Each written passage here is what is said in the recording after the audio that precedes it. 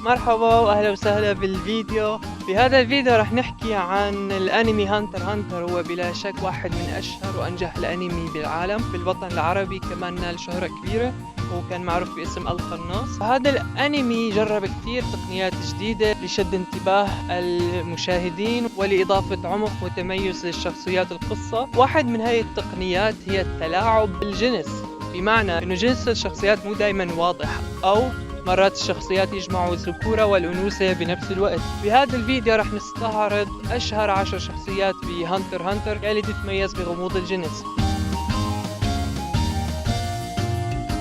بالمرتبة العاشرة في عنا فيتن.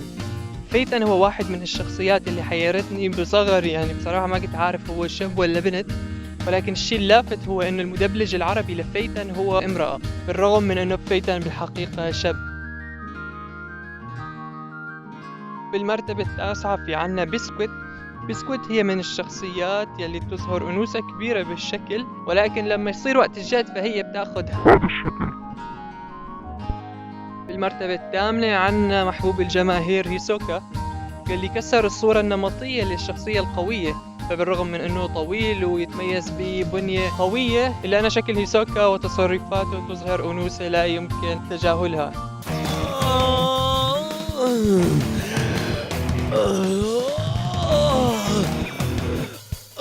今すぐ君を壊したい. بالمرتبة السابعة عنا خادمة عائلة الزولديك سوبوني. سوبوني تتميز بوجه رجل ولكن صوت امرأة، شعر امرأة ولكن أكتاف رجل، حوض امرأة ولكن طول وعضلات رجل. فهي شخصية جدا خبيثة ولكن بنفس الوقت مثيرة للاهتمام. 私どもも同行いたします。そちらの2人だけでは足りぬだろうとシルバ様からのお申し付けですので。つぼね。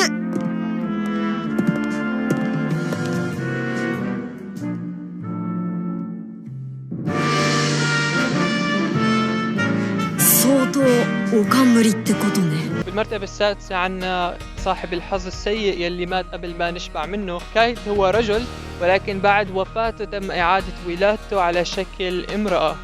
待てよ。逃げるな。お前はあたちと来い。これからずっとだ。お前が撃ったあたちのそばで。毎日あたちに謝りながら生きろ。あたちのために生きるんだ。もしお前がちょっとでも今の覚悟を忘れて堕落したら、あたちが殺してやる。 بالمرتبة الخامسة كمان واحدة من شخصياتي المفضلة، وهي شيء جدا طريف، لأنه لما تشوف ميلودي لأول مرة من الواضح إنها رجل أصلع قصير القامة سمين، ولكن ميلودي هي في الحقيقة امرأة سمعت مقطوعة الشيطان، ولكن هي المقطوعة سببت وفاة صديقها بالإضافة إلى تحولها إلى هذا الشكل. وهدف ميلودي بالقصة هي مو إنه ترجع لشكلها السابق، إنما هدفها الأهم هو إنها تلاقي المقطوعة وإنها تدمرها مشان ما حدا تاني يتأذى بسببها. あいつは冷静に見えて無鉄砲。頭がいいのに考えなしのとこがある。見たところあんたには心を開いてるみたいだし、うまくブレーキかけてやってくれ。え、あなたほっとする。この街で出会った誰よりもいい心音がするわ。緩やかで広がりがあって温かい音。医師や教師に向いてると思う。素敵な先生になりそう。転職をおすすめするわ。ま、考えてみるよ。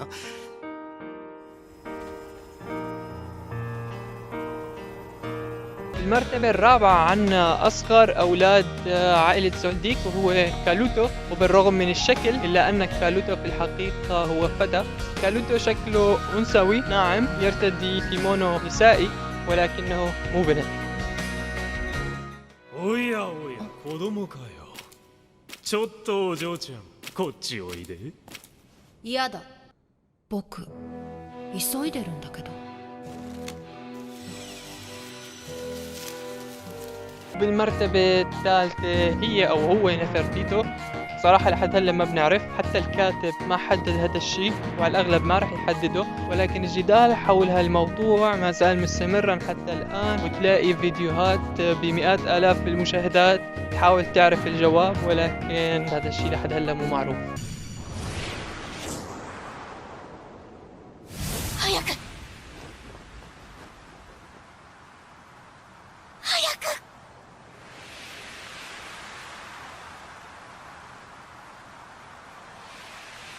المرتبة الثانية ألوكا كمان من أولاد عائلة الزولديك، وبالرغم من أن الجميع يخاطب ألوكا كصبي، لكن كيلوا أقرب واحد لألوكا يخاطبها كبنت وينزعج لما حدا يخاطبها كصبي، بالرغم من أنه الكاتب صرح بأنه ألوكا صبي، وهذا يجعل كل أولاد عائلة الزولديك صبيان، إلا أن شكل ألوكا وتصرفاتها وإصرار كيلوا سبب جدل لحد الآن بين معجبين هانتر هانتر. キルアキルア何かキルアいい子いい子してもうお前は出てきちゃダメだ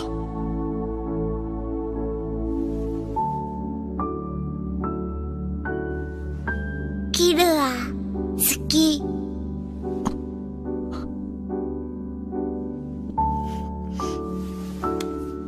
ダメなんだ何かキルア好きキルア好きダメだもう二度と出てくるな分かったのは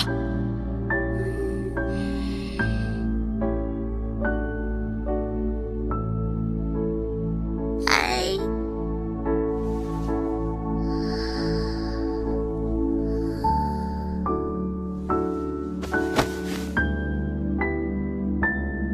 これでアルカは自由になれる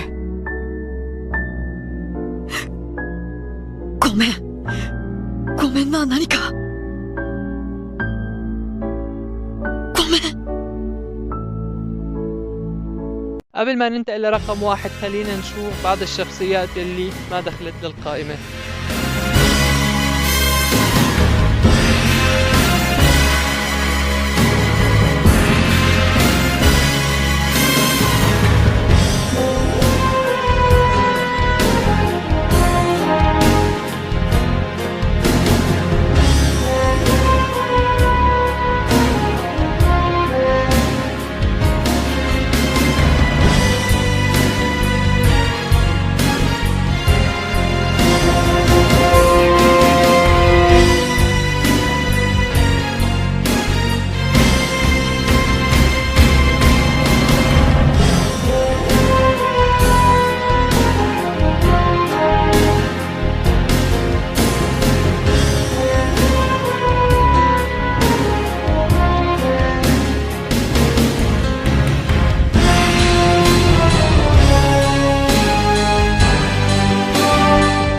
رقم واحد هو على الأغلب يمكن شيء مو جدا صادم لكثير منكم، هو كورابيكا. وبالرغم من أن الكاتب حكى بأنه كورابيكا صبي، إلا أنه كثير ناس مو مقتنعة لحد هلا، وكثير فيديوهات غزت اليوتيوب تتحدث عن إن كان كورابيكا بنت أو صبي. كورابيكا يمكن واحد من الشخصيات اللي فعلا سببت حيرة كبيرة خاصة بالوطن العربي. كثير ناس فكروا كورابيكا بنت وكثير ناس مقتنعين إنه صبي، ولكن بالحقيقة الكاتب حكى بأنه كورابيكا هو صبي، ولكن بالرغم من هيك فكثير ناس ما لها مقتنعة بهالحكي بسبب شكل كورابيكا وتصرفاته، لدرجة إنه كثير ناس عم يألفوا قصص حب ورومانسية بين كورابيكا واليوريو.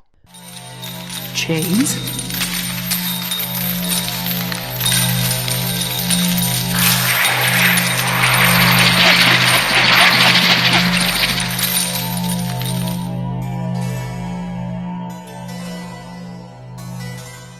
اوكي، وهيك نكون خلصنا القائمة. ما بعرف شو استفدنا ولكن الشيء الحلو بغموض جنس الشخصيات بهانتر هانتر هو انه الواحد يصير يسأل حاله هي الأسئلة، ولما الواحد يسأل حاله يصير يحس حاله انه يعرف الشخصيات اكثر، كمان هذا بيسبب عمق اكبر للشخصيات. هدف الفيديو اكيد مو انه يحكي مين بنت ومين شاب، انما فقط لنشوف اثر الغموض على الشخصيات والقصص. شكرا على المشاهدة ورمضان كريم.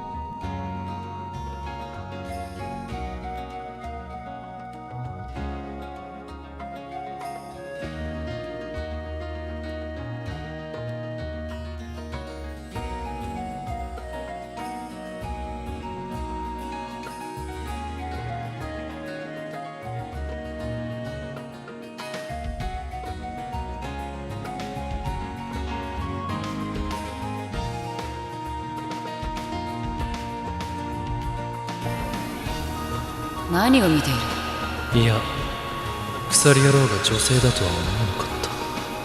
私はそう言ったか？見た目に惑わされぬことだな。